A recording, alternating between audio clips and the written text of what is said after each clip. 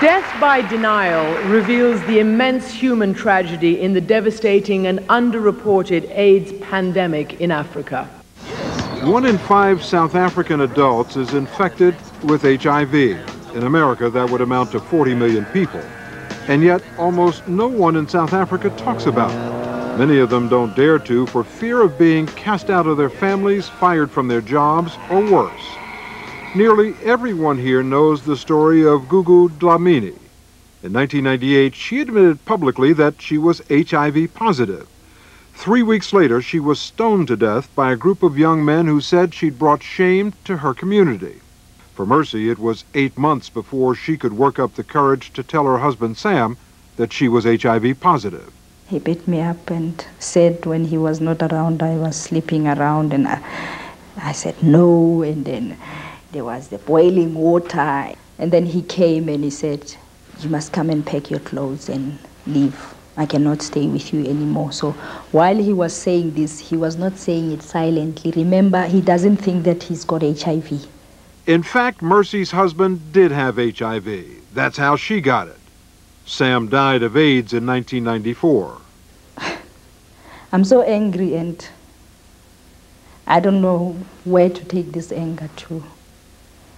But I think I'm angry with the fact that all these things happened to me and to probably 80% of people that are HIV positive in this country. And really, nothing is changing. And here to accept the Peabody is 60 Minutes 2 reporter Ed Bradley.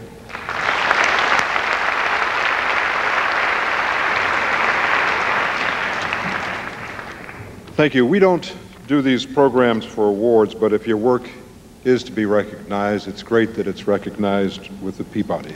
On behalf of everyone involved, our thanks to the Grady College of Journalism at the University of Georgia. This hour was shot in 3 countries in 10 days: Uganda, Zimbabwe, and South Africa. Outside of covering a war, I think it was the most difficult 10 days I've ever had.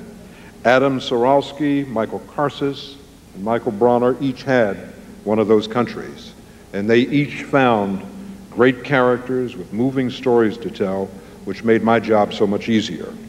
Thanks to Helen Malmgren and to Terry Manning, who pulled it all together when we got back, to Linda Mason for her keen eye and her input, and to Sapiwa Rollo and Wim de Vos, who shot it.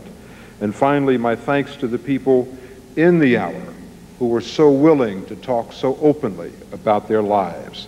They made this possible.